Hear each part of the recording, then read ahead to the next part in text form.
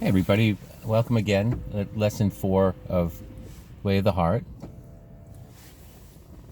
Inviting everyone to bring presence, shift them to observer mind, bring your attention to your breathing.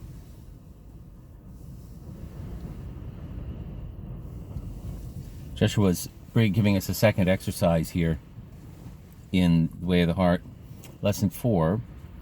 I'm going to go through and summarize the instructions, which we've already been given, but edit out a little bit of things. So I'm just going to explain it quickly, just the instructions, not the other comments there. So by way of a second exercise, we would suggest that you create a structure by which this can be practiced and fits into your own life.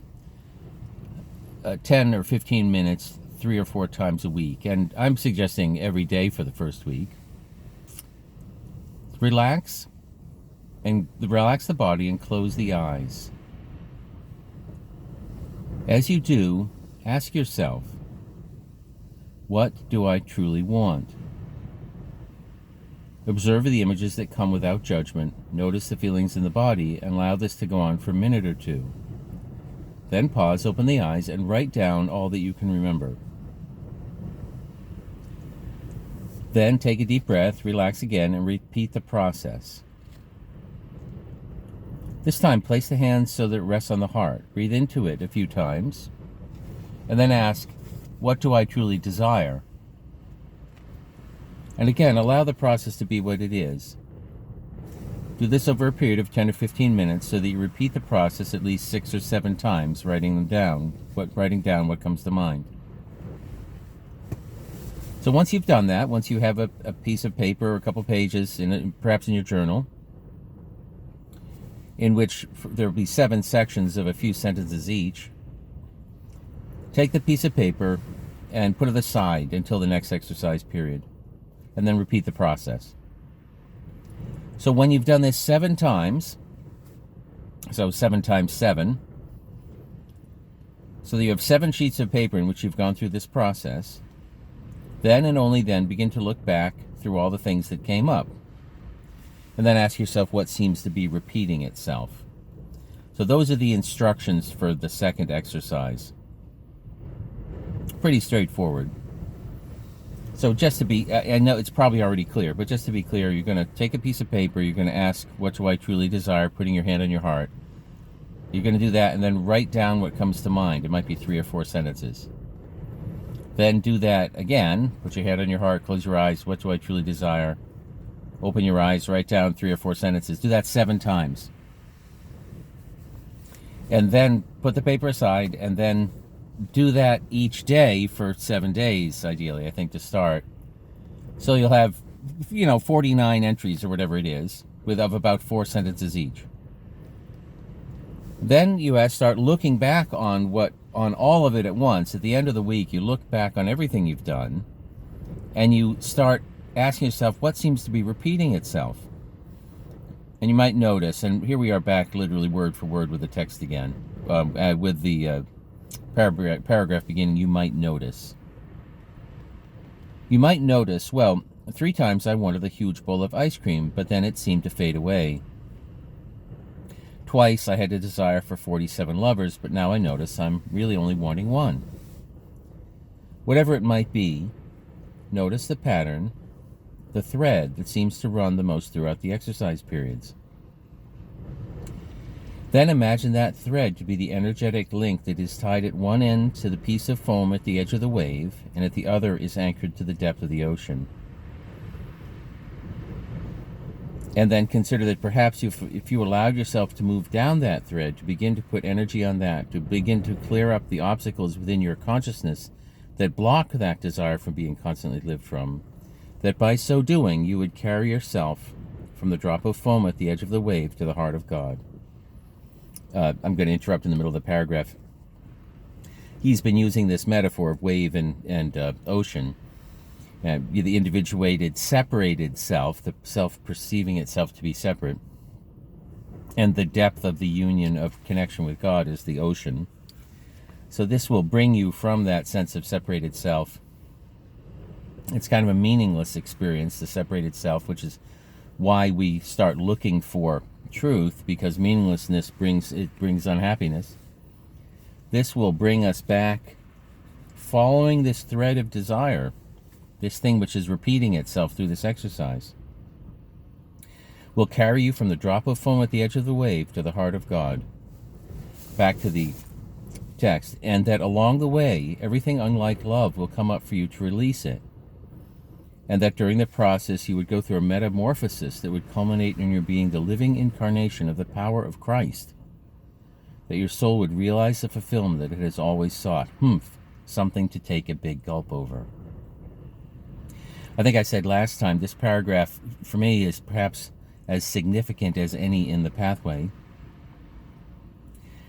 This is what connects us with God, and this is what will bring us healing if we follow this journey, this path that he's describing here, that will create a metamorphosis that would culminate in our being the living incarnation of the power of Christ.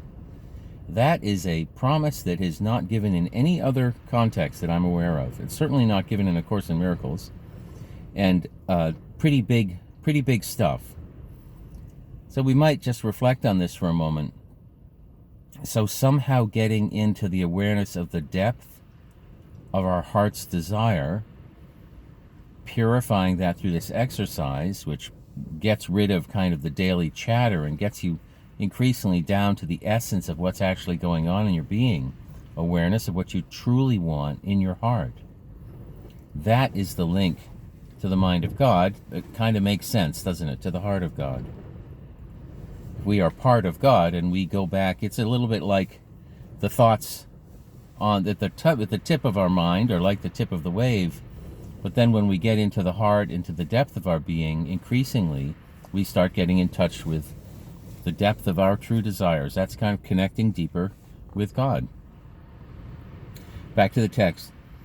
For you see, the reason you have cleverly decided to trick yourself into blocking the energy of desire is that the soul knows that were it to follow such a thread through whole and total commitment, it will be embarking on the pathway we spoke of in an earlier hour, the pathway set before you by God that knows how to take you home. And if you arrive at home, it will mean that you will have had to give up being a seeker, and you will have had to become one who is found. And you will have to rise above the crowd. You will have to give up all your identification with smallness. You will have to give up needing the approval of others.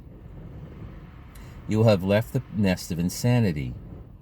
You will have arisen and taken up your right place at the right hand of God. And isn't that the deepest fear you carry? To actually be the truth of who you are, Christ incarnate. End of paragraph. Well, he's defining the deepest fear we have.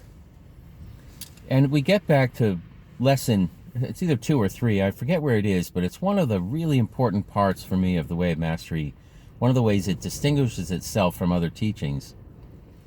It clearly states that the dream of separation, the experience of the fallen world, was a creative act, or it clearly implies it was a creative act, an intentional creative act. Because it says that you needed to practice listening to the wrong voice. So imagine the goal of all these souls are together thinking, what can we do to express our gratitude for the love and life that God has given us? One of them says, I know what we'll do is let's see if we can create a situation so extraordinary that we can imagine that something other than love exists, or even that we're separated from love and life. And the souls there go, wow, that's amazing. That's an amazing goal. That would be an extraordinary illustration of the power of freedom that God's given us, if we could be that free. And so they say, yeah, but how are we going to do it? It's so crazy. I mean, nobody's going to believe that. They say, we got to practice listening to the wrong voice. We got to be really, really diligent and if we're going to get this right, if we're going to really honor God by imagining this false dream, we're going to have to practice hard, and we're going to get it done. And somewhere Joshua says the most extraordinary thing is that you have been able to dream the dream at all. An extraordinary testament to the creative power given us by God, which was the soul's desire in the first place. So in order to create this experience of separation, because it is insane, as he's saying here, the nest of insanity, there needed to be protections put in place. And ego is created, identification with ego, that's listening to the wrong voice, is put in place. And what protects the dream so that it might continue? The rings of fear that we're unwilling to look upon. And here he is describing what is required to walk back if the desire has arisen to actually, declare victory and completion of the dream. We've done it. We've managed to have that experience. We've tasted all potentialities within this dream, honored God fully by imagining something that couldn't possibly be, and actually had the experience, and now we feel complete with it, and we want to honor it and return home because it's complete. So what he's saying here is that the deepest fear we have, and this is a visceral felt thing, is that if we step into our identity as we truly are, into our deepest heart's desire, there won't be separation anymore, and the dream of separation will end. Our deepest fear, the fear that has been put in place to most capably protect the continuation of the dream. So we're really talking about looking at ending the dream here. Okay, on back with the text. Now, desire can be much fun. Here he is turning from our, I love this, from the deepest fear you carry, he switches into the frequency of fun. There's something to be learned right there.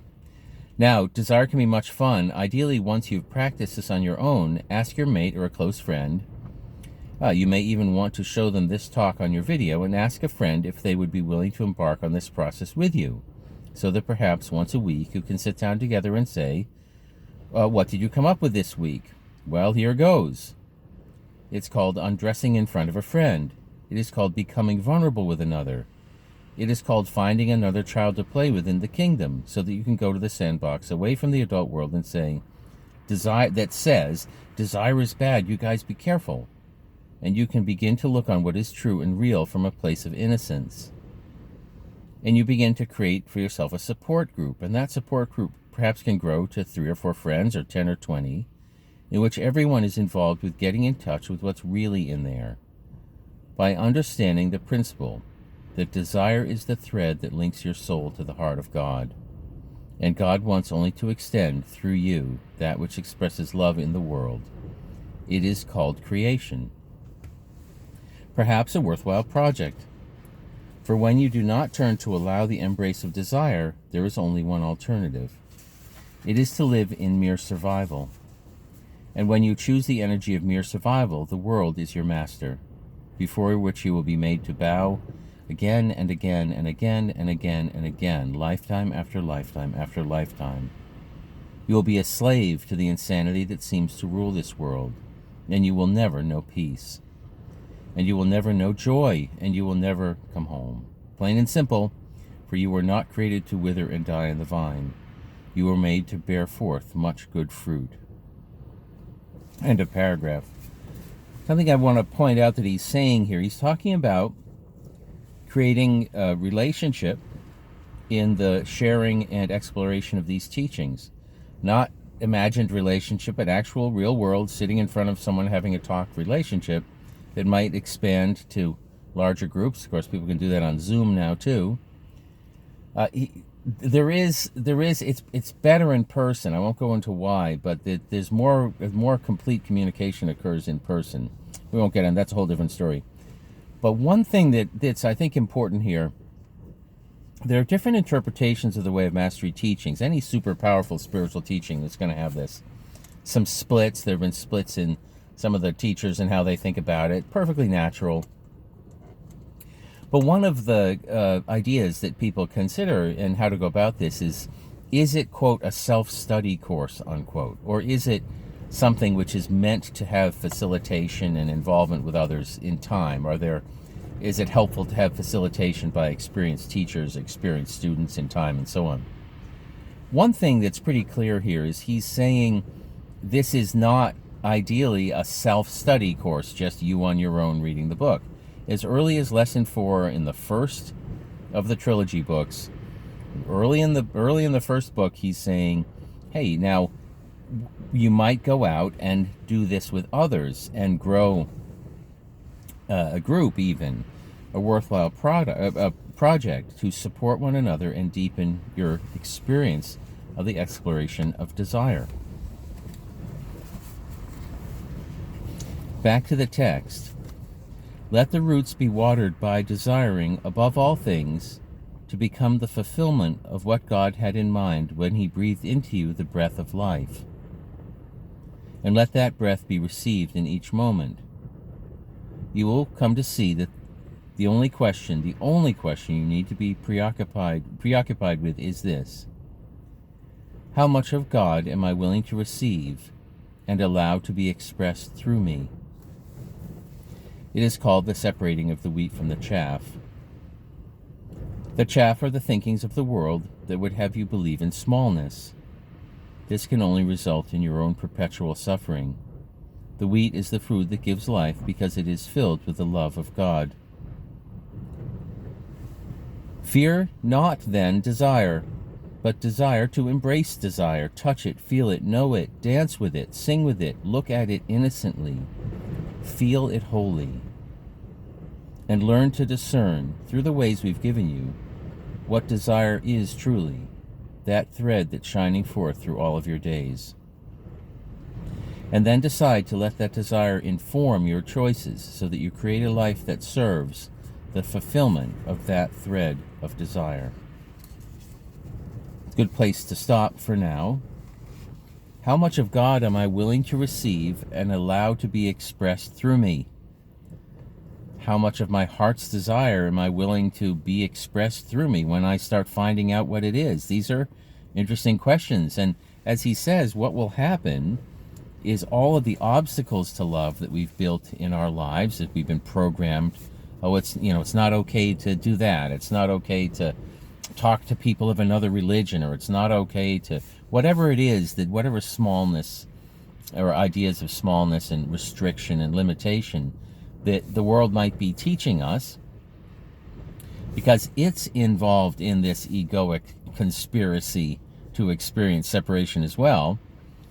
Whatever ego might advise, perhaps we are desiring now, in truth, to return home, to return to the awareness of truth. We have succeeded in experiencing the dream of separation. We've succeeded in seeing what it's like to have disease and war and famine and fear and all these other things.